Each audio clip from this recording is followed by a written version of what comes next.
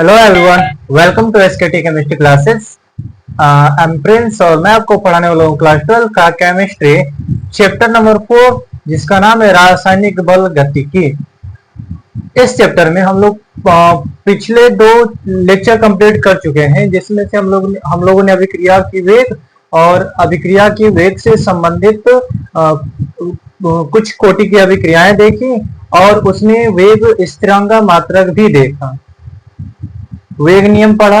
और आज के इस लेक्चर में हम लोग कवर करने वाले हैं समाकलित वेग समीकरण। बेहद इंपॉर्टेंट टॉपिक है ये एग्जाम के दृष्टि से। इसमें से एक दो प्रश्न तो कंफर्म ही है कि आएगा, तो आज इसको हम करते हैं मक्खन और स्टार्ट करते हैं हम अपने आज के टॉपिक समाकलित वेग समीकरण से। अब देखिए, समाकलित वेग समीकरण क्या होता है और अवकलित वेग समीकरण क्या होता है। सबसे पहले ये समझ लेते हैं, फिर उसके बाद फिर निकालेंगे हम शून्य कोटि की अभिक्रिया के लिए समाकलित वेग समीकरण, फिर प्रथम कोटि की अभिक्रिया के लिए समाकलित वेग समीकरण। इस अध्याय में हम लोगों को केवल दो ही प्रकार के अभिक्रिया के समाकलित वेग समीकरण के बारे में पढ़ना है, जिसमें से पहला है शून्य कोटि की अभिक्रिया और दूसरा है प्रथम कोटि की अभिक्रिया। तो एक एक करके दोनों कोटि की अभिक्रियाओं के बारे में हम डिस्कशन करेंगे। तो सबसे पहले हम स्टार्ट करेंगे शून्य कोटि की अभिक्रिया के लिए समाकलित वेग समीकरण। इससे पहले हम ये देख लेते हैं कि अवकलित वेग समीकरण कौन था, ताकि अवकलित वेग अवकलन का उल्टा ही समाकलन होता है। अवकलन पता रहेगा तभी हमको जाके समाकलन का ज्ञात होगा। इसलिए हम देखते हैं अवकलित वेग समीकरण और समाकलित वेग समीकरण होते क्या हैं। स्टार्ट करें तो सबसे पहले हम देखेंगे शून्य कोटि की अभिक्रिया के लिए। सबसे पहले समाकलित वेग समीकरण देखा जाएगा शून्य कोटि की अभिक्रिया के लिए।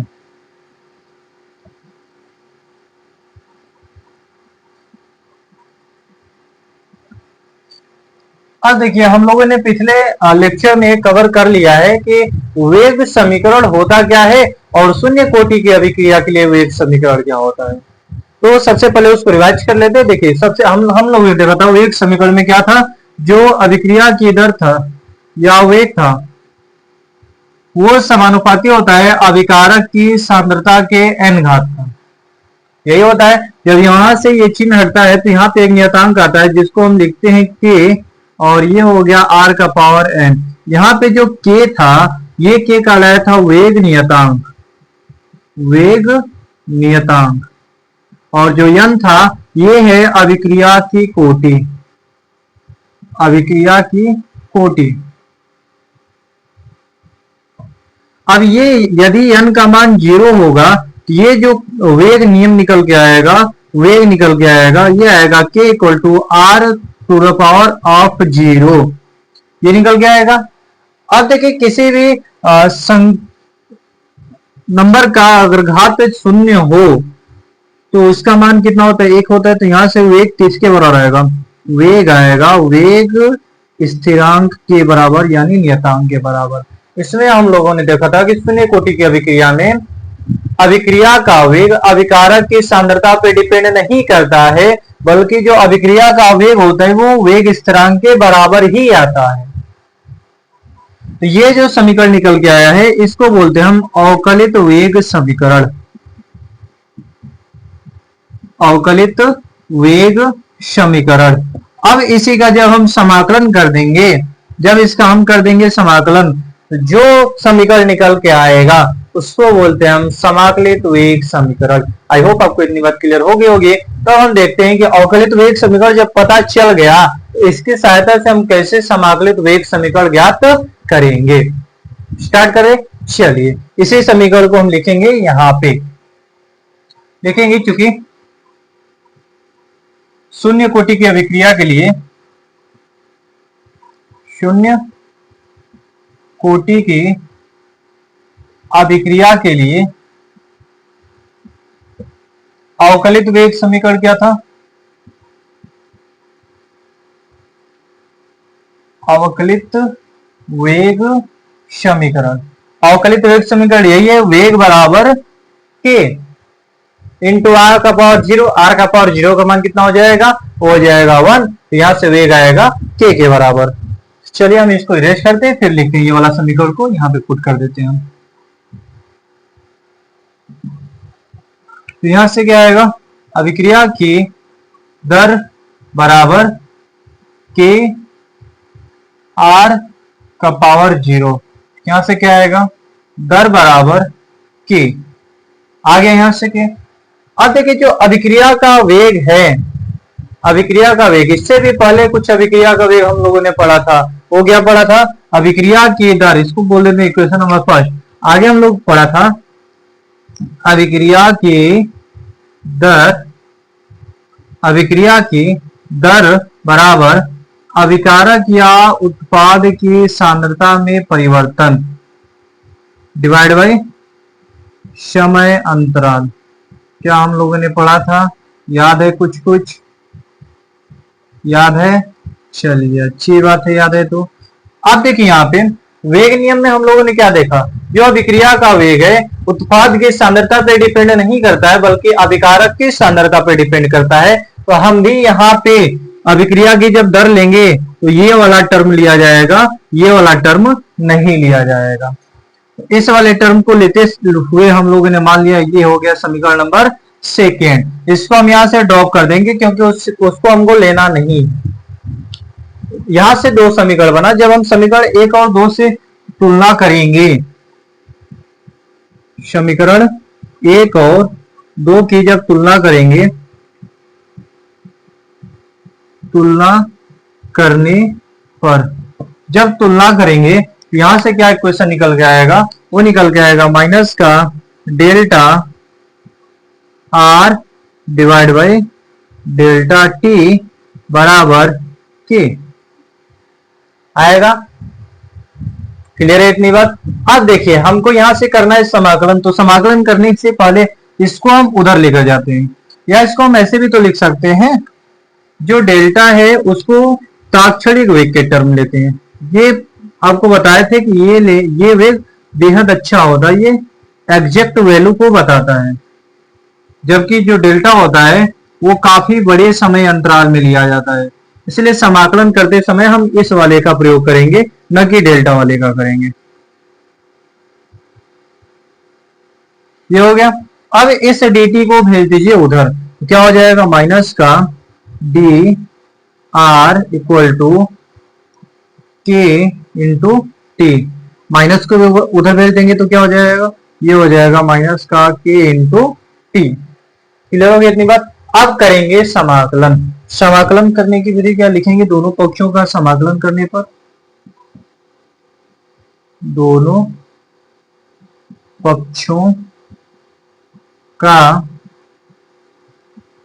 समाकलन, दोनों पक्षों का समाकलन करने पर, दोनों पक्षों का समाकलन करने पर कर दीजिए समाकलन। समाकलन का चिन्ह होता कैसे, समाकलन का चिन्ह होता है ऐसे, ये हो गया डी, ये हो गया आर बराबर, इधर क्या होगा, इधर होगा माइनस का के। देखिए जो नियतांक होता है उसका समाकलन नहीं होता है, वो बाहर निकल जाता है समाकलन चिन्ह से बाहर। यहां से क्या जाएगा,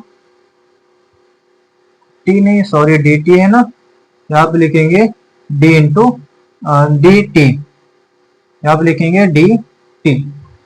अब देखिए जब समाकलन का चिन्ह लगा लिए, अब बारी आएगी लिमिट भरने का।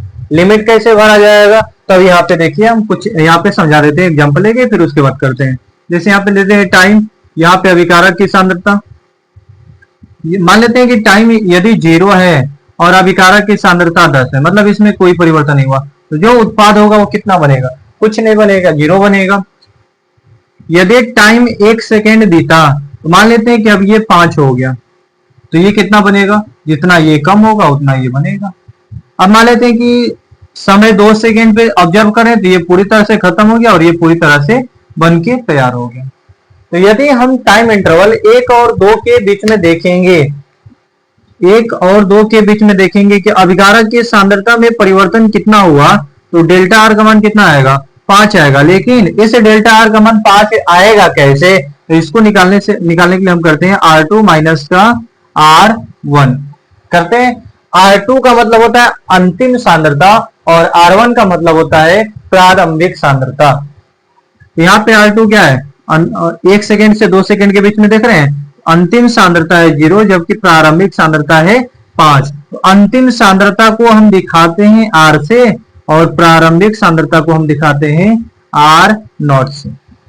और जो R नॉट है वो प्रारंभिक सांद्रता हो गई और जो R है ये T समय बाद की सांद्रता है, तो इसलिए हम इसको R या RT द्वारा दिखाते हैं। तो हम भी यहाँ पे वही दिखाएंगे। जब हम लिमिट भरेंगे तो लिमिट में क्या देखेंगे, यदि समय 0 होगा तो जितना हम सांद्रता लिए रहेंगे उतना ही रहेगा, उसमें कोई चेंजिंग तो होगी नहीं, कुछ चेंजिंग नहीं होगा, उसी को बोलेंगे हम R नॉट। तो यहाँ पे देखिए जब हम ये समय को बता रहे तो यहाँ पे जब समय को हम 0 लिमिट पर लेते हैं, लोअर लिमिट 0 लेते हैं, तब यहाँ पे अभिकारक की सांद्रता में कोई परिवर्तन नहीं होगा, तो ये होगा R नॉट के बराबर, यानी R 0 के बराबर होगा। लेकिन यदि इसी अभिक्रिया को हम T समय बाद देखेंगे तो T समय बाद कुछ तो अभिकारक में परिवर्तन हुआ होगा, तो मान लेते हैं वो R नॉट से क्या हो गया, R हो गया। वापस से फिर से समझ लेते हैं। जैसे देखिए यहाँ पे हम शून्य कोटि की अभिक्रिया के लिए अवकलित वेग समीकरण का फॉर्मूला देखे थे कि दर बराबर क्या होता है, के आर का पावर होता है 0, आर की पावर 0 का मतलब 1। तो यहां से अभिक्रिया की दर किसके बराबर आएगा, के बराबर आएगा। इसको मान लेते हैं समीकरण नंबर 5। इससे पहले भी हम लोगों ने पहले लेक्चर में देखा था कि अभिक्रिया का दर क्या होता है, अभिकारक या उत्पाद की सांद्रता में परिवर्तन बटे में समय अंतराल होता है। तो वहां से हम क्या लिख सकते हैं, अभिक्रिया की दर को माइनस का dr upon dt equal two plus का dp अपॉन dt। अब यहाँ पे देखिए दूसरे लेक्चर में वेग नियम में हम लोगों ने ये पढ़ा था कि जो अभिक्रिया की दर होती है वो अभिकारक की सांद्रता पर डिपेंड करती है, न कि उत्पाद की सांद्रता पे। तो हम भी यहाँ से क्या करेंगे, उत्पाद की सांद्रता वाले टर्म को ड्रॉप कर देंगे, यहाँ से मतलब नहीं लिया जाएगा। यहाँ से जो अभिक्रिया की दर आएगा वो आएगा माइनस का dr अपन dt, इसको बोल लेते हैं समीकरण नंबर 2। जब समीकरण 1 और 2 की तुलना करते हैं तो हमारे पास ये स्टेटमेंट तैयार होता है, निकल के आता है क्या, माइनस का dr अपन dt इक्वल टू के। अब हमको क्या करना है, इस dt को लेकर गए उधर, तो इधर बचा dr बराबर माइनस का k dt।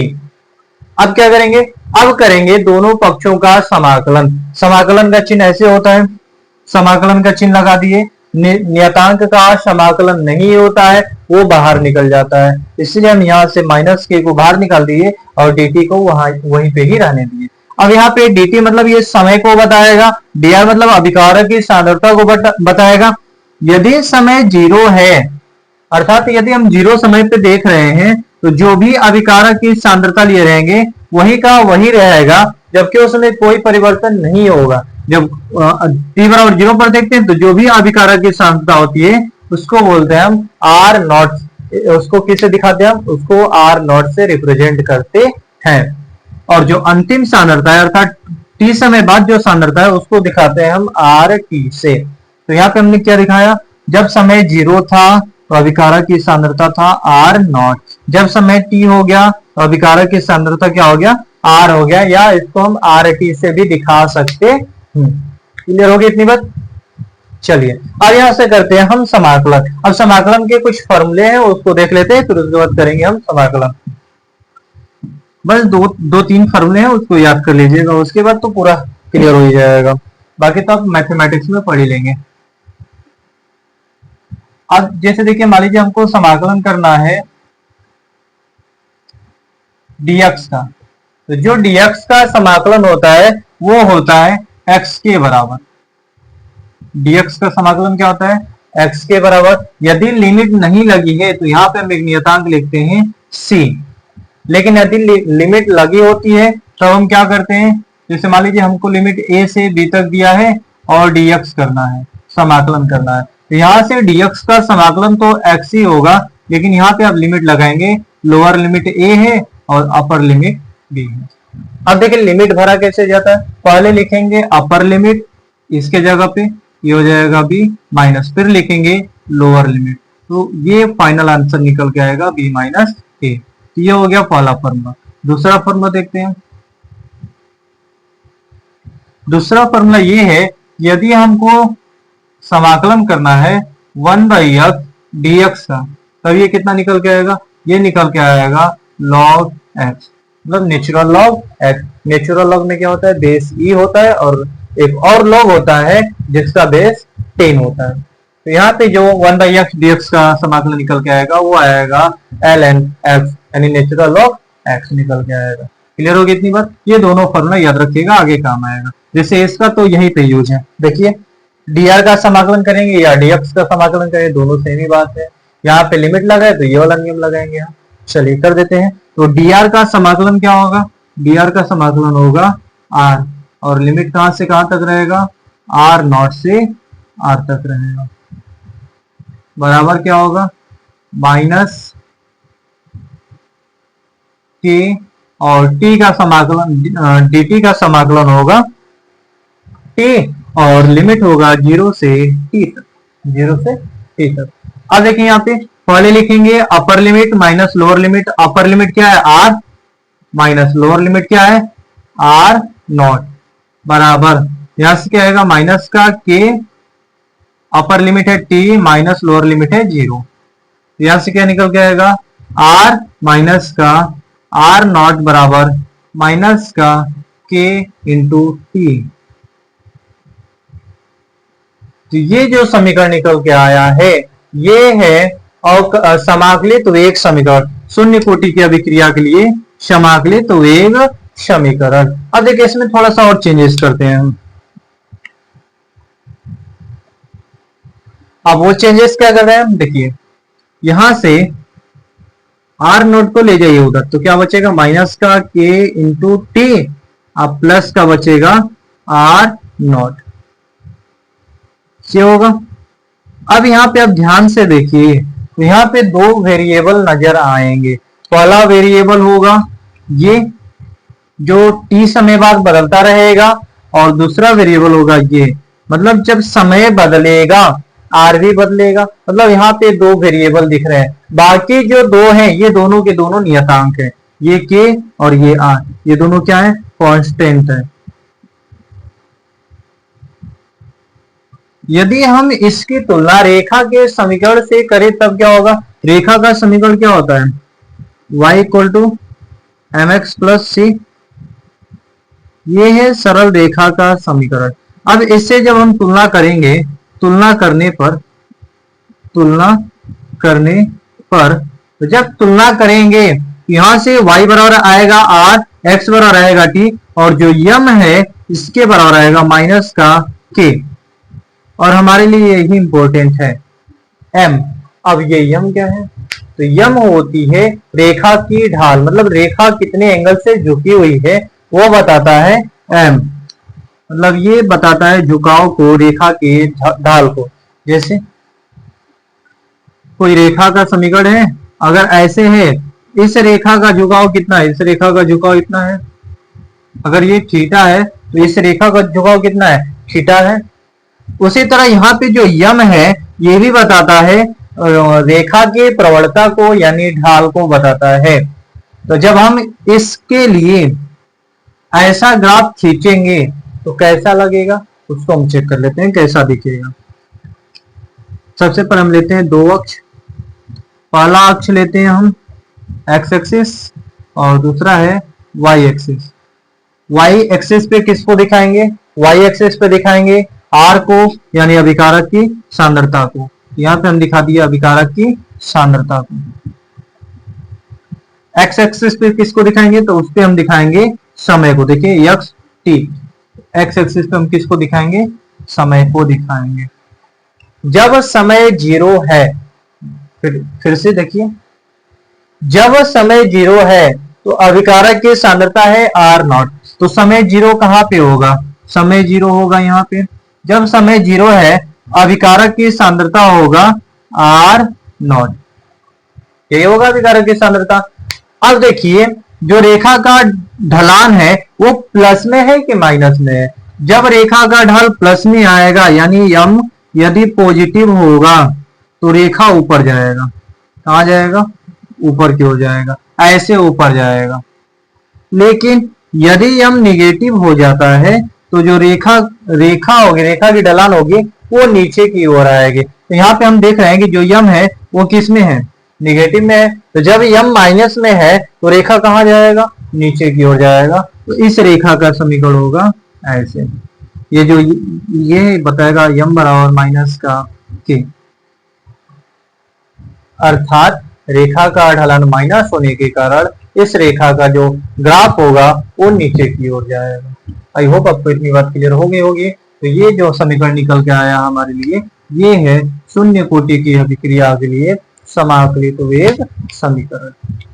ठीक, इसी प्रकार निकालेंगे अब हम प्रथम कोटि की अभिक्रिया के लिए समाकलित वेग समीकरण। तब तक के लिए इसको कर लीजिए नोट, रेस्ट करें। चलिए,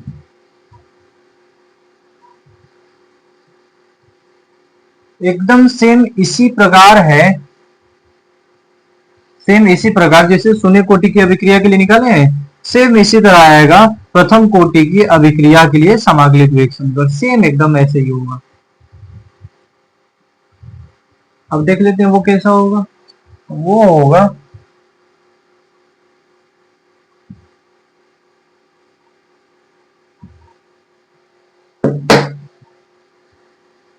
अब लिख लेते हैं हम प्रथम कोटि की अभिक्रिया के लिए समाकलित वेग समीकरण। प्रथम कोटि की अभिक्रिया के लिए अवकलित वेग समीकरण होता क्या है, तो प्रथम कोटि की अभिक्रिया के लिए अवकलित वेग समीकरण यानी जो दर होता है वो होता है k इंटू आर का घात 1, और 1 को दिखाया नहीं जाता है। यदि n का मान 1 होगा मतलब वो प्रथम कोटि की अभिक्रिया होगी, तो यहां से जो अभिक्रिया के दर का फॉर्मूला आएगा वो कितना आएगा, k इंटू आर यानी अभिकारक की सांद्रता। अब देखिए यहाँ पे इसको बोल देते समीकरण नंबर 1, और इससे पहले भी एक फॉर्मूला पढ़े थे हम लोगों ने दर का, वो क्या था, माइनस का D R upon D T, पढ़े थे वाला फॉर्मूला। अब इसको दे देते हैं समीकरण नंबर 2, फिर करेंगे तुलना समीकरण 1 और 2 से। समीकरण 1 और 2 से क्या आएगा, माइनस का D R upon D T बराबर के इंटू आर आएगा ये। अब एक काम करेंगे, फिर वही आर को लाइए आर की तरफ और टी को ले जाइए उधर, तो यहां से क्या हो जाएगा, डी आर बटे में आर बराबर माइनस का के इंटू डी टी, गया। अब क्या करेंगे, अब करेंगे दोनों पक्षों का समाकलन, कर दीजिए, बहुत ही आसान है। देखेंगे दोनों पक्षों का समाकलन करने पर, दोनों पक्षों का समाकलन करने पर, अब करेंगे दोनों पक्षों का समाकलन। समाकलन करने के लिए हम क्या करेंगे, समाकलन का लगाएंगे चिन्ह और इधर लिखेंगे डी आर बटे में आर बराबर माइनस का के समाकलन होगा डी टी। ये हो गया। इधर जो है डी आर ये बता रहा है अभिकारक की सांद्रता को, ये जो टी है ये बता रहा है समय को। अब देखिए डी मतलब समय में परिवर्तन, यदि हम समय 0 की बात करेंगे मतलब टी बराबर यदि 0 होगा, मतलब अभी कोई अभिक्रिया नहीं हो रही है, तब अभिकारक की सांद्रता जो लेंगे वो तो उतना ही रहेगा, उसमें कोई चेंजेस नहीं आएगा। तो उसको हम दिखाते हैं आर नॉट से। जब टी बराबर होगा 0 तो अभिकारक की सांद्रता होगा आर नॉट के बराबर, लेकिन जब समय होगा टी, अभिकारक की सांद्रता किसके बराबर होगा, आर के बराबर होगा। आर भी लिख सकते हैं और आर टी भी लिख सकते हैं, उसमें कोई कंफ्यूजन नहीं है, कंफ्यूजन में आप भी मत रहिएगा। तो ये हो गया। अब देखिए यहाँ पे कौन सा फॉर्मूला लगेगा, क्या ये वाला लगेगा, नहीं ये वाला नहीं लगेगा, तो कौन सा लगेगा सर, ये वाला फॉर्मूला लगेगा। इस वाले में क्या होगा, नेचुरल लॉग एक्स होगा, तो हम भी यहीं पे करेंगे। जो 1/r/dr का समाकलन होगा वो होगा ln r, वो क्या होगा, ये हो जाएगा ln r और लिमिट होगा r नॉट से r बराबर माइनस का k इंटू dt का क्या हो जाएगा t, 0 से t तक। अब फिर क्या करते हैं, अगला स्टेप क्या होता है, अपर लिमिट माइनस का लोअर लिमिट। यहां से अपर लिमिट क्या है आर है तो आर के जगह पे लिखेंगे आर माइनस आर के जगह पे लिखेंगे आर नॉट बराबर क्या होगा ln आर नॉट बराबर क्या होगा माइनस का के इंटू टी। तो ये जो समीकरण निकल के आया है ये है प्रथम कोटि की अभिक्रिया के लिए समाकलित वेग समीकरण ln r equal to minus ln r nought बराबर माइनस का के इंटू टी। अब फिर यहां से देखिए इसको भी और आगे एक्सपेंड करके हम क्या कर सकते हैं इसको हम करेंगे ln r बराबर माइनस का के T plus ln r not. अगर इसका भी तुलना हम रेखा के समीकरण से करें यानी y equal to M X plus C से करें तो यहां से जो यम का मान आएगा वो भी क्या आएगा माइनस का के ही आएगा अर्थात ऋणात्मक ही आएगा। और जब रेखा की ढाल ऋणात्मक होती है तो उसका जो ग्राफ होता है वो कहा जाता है वो झुकता है यानी नीचे की ओर जाता है। अगर इसका हम ग्राफ खींचना चाहें तो उसका ग्राफ कैसे दिखेगा इसका ग्राफ हम बना देते हैं यहाँ पे इस पे दिखाएंगे हम ln r को और यहाँ पे दिखाएंगे t को। जब t मतलब 0 होगा t बराबर 0 होगा तब जो अभिकारक की सांद्रता होगी वो होगी ln r नॉट के बराबर। देखिए यहाँ पे दिख रहा है और यहाँ पे ln r नॉट के बराबर दिख रहा है ये नियतांक है तो यहाँ भी एक दिखा दिया हम कांस्टेंट। अब क्या होगा m का मान माइनस में है इसका भी रेखा का जो ढाल होगा वो नीचे की ओर जाएगा m बराबर माइनस का। क्लियर हो गई इतनी बात चलिए तो ये हो गया प्रथम कोटि की अभिक्रिया के लिए समाकलित वेग समीकरण। अब थोड़ा सा और खेल लेते हैं इसके साथ। अब देखते हैं आप क्या खेल कर करेंगे। देखिए यहां पे क्या है ln r माइनस का ln r नॉट बराबर माइनस का k इंटू टी हो गया ये कितना। अगर इतना समझ में आया होगा तो बोलिए यस सर समझ में आ गया फिर आगे बढ़ो। अब देखिए लॉग में एक होती है प्रॉपर्टी यदि होगा लॉग ए माइनस लॉग बी इसको हम लिख सकते हैं लॉग ए बटे में बी ये हम लिख सकते हैं। यदि यही प्लस में होता है तो ये मल्टीप्लाई में हो जाता है डिवाइड में नहीं होगा। तो यहाँ पे क्या है माइनस में ना तब यहाँ पे क्या हो जाएगा ये हो जाएगा ln r divide by r nought बराबर हो जाएगा माइनस का k इंटू टी।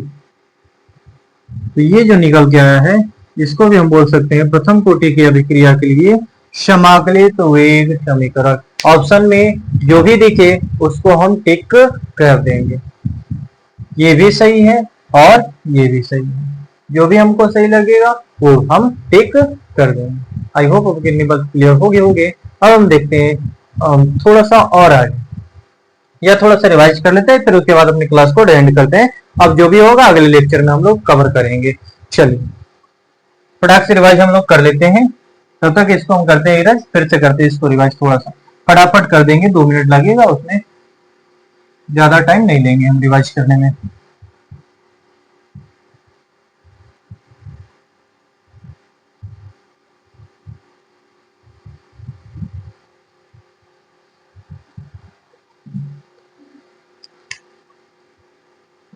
सबसे पहले हम लोगों ने क्या देखा शून्य कोटि की अभिक्रिया के लिए समाकलित वेग समीकरण। शून्य कोटि की अभिक्रिया के लिए क्या होगा n बराबर 0 यानी जो वेग समीकरण लिखे थे हम लोग अभिक्रिया की दर या वेग बराबर k इंटू आर का पावर n।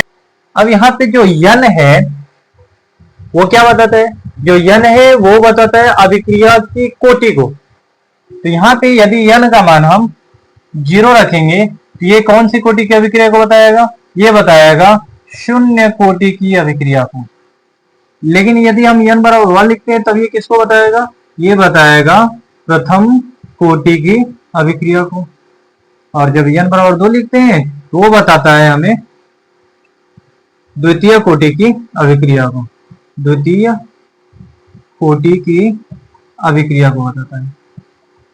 अब देखिए इसमें हमको जब समाकलित वेग समीकरण जो है वो केवल 2 लोगों का पढ़ना है। पहला पढ़ना है हमें शून्य कोटि की अभिक्रिया के लिए और दूसरा पढ़ना है हमें प्रथम कोटि की अभिक्रिया के लिए। तो हम लोगों ने देखा शून्य कोटि की अभिक्रिया के लिए अवकलित वेग समीकरण आया कैसा। ये जो है यही है अवकलित वेग समीकरण, और ये शून्य कोटि की अभिक्रिया के लिए कैसा होगा, ये होगा वेग बराबर के आर का पावर 0, यही होगा। तो आर के पावर 0 का मान कितना होगा, एक ही होगा ना। यहां से वेग बराबर क्या आएगा, केवल के बराबर आएगा। और पिछले लेक्चर में हम लोग पढ़ चुके हैं जो वेग होता है वो अभिकारक की सांद्रता में परिवर्तन के बराबर होता है। यहां से लिखेंगे माइनस का dr अपॉन dt और बराबर आएगा के। जो वेग है वो किसके बराबर होगा, अभिकारक की सांद्रता में परिवर्तन। अब यहां से देखिए dt को ले गए उधर, तो क्या आया था हमारे पास, जो भी जब समाकलन किए थे तो तब आया था r माइनस का r नॉट बराबर माइनस का k इंटू टी। और जो ये निकल गया है समीकरण, यही था शून्य कोटि की अभिक्रिया के लिए समाकलित वेग समीकरण। इसको हम आर टी भी लिख सकते हैं, इसमें कोई डाउट नहीं है। आर टी बराबर माइनस का आर नॉट बराबर माइनस का के इंटू टी। क्लियर हो गए। और यही बात हम रिपीट किए थे प्रथम कोटि की अभिक्रिया के लिए, यानी फर्स्ट ऑर्डर के रिएक्शन के लिए, फर्स्ट ऑर्डर रिएक्शन के लिए। अब यहाँ पे क्या हुआ था, यहाँ पे अब आर के पावर 0 नहीं बल्कि 1 होगा। यहां से वेग बराबर क्या आएगा के और आर का पावर 1। अब यहां से देखिए सेम उसी तरह पिछले लेक्चर में हम लोगों ने पढ़ा वेग बराबर अभिकारक की सांद्रता में परिवर्तन की दर बराबर के इंटू आर का पावर हो जाएगा 1। जब यहां से हम लोगों ने किया तो वो आया L N R T minus का एल एन आर नॉट और माइनस का के इंटू टी। ये समीकरण निकल के आया प्रथम कोटि की अभिक्रिया के लिए। याद करना बहुत ही आसान है, एक याद रखेंगे दूसरा अपने आप याद हो जाएगा। अब देखिए यदि हम शून्य कोटि की याद कर लेते हैं तो प्रथम कोटि में केवल एल एन ही लगाना है, अभिकारक की सांद्रता के साथ केवल लॉग लगा देंगे तब वो आ जाएगा प्रथम कोटि की अभिक्रिया के लिए समाकलित वेग समीकरण। लॉग नहीं रहेगा वो होगा शून्य कोटि की अभिक्रिया के लिए समाकलित वेग समीकरण। आई होप आपको इतनी बात क्लियर होगी। तब फिर मिलते हैं हम लोग दूसरे लेक्चर में, अगले लेक्चर में। उस लेक्चर में हम लोग कंप्लीट करेंगे अभिक्रिया की अर्ध आयु का। अब हाफ लाइफ टाइम होता क्या है, अब उसके बारे में हम लोग देखेंगे कि किसी भी अभिक्रिया का, यदि हम शून्य कोटि की अभिक्रिया की बात करें या प्रथम कोटि की अभिक्रिया की बात करें, तब उसमें अभिक्रिया की अर्धायु काल कितनी होगी उसके बारे में हम डिटेल में चर्चा करेंगे आने वाले अगले लेक्चर में। तब तक के लिए बाय बाय, जय।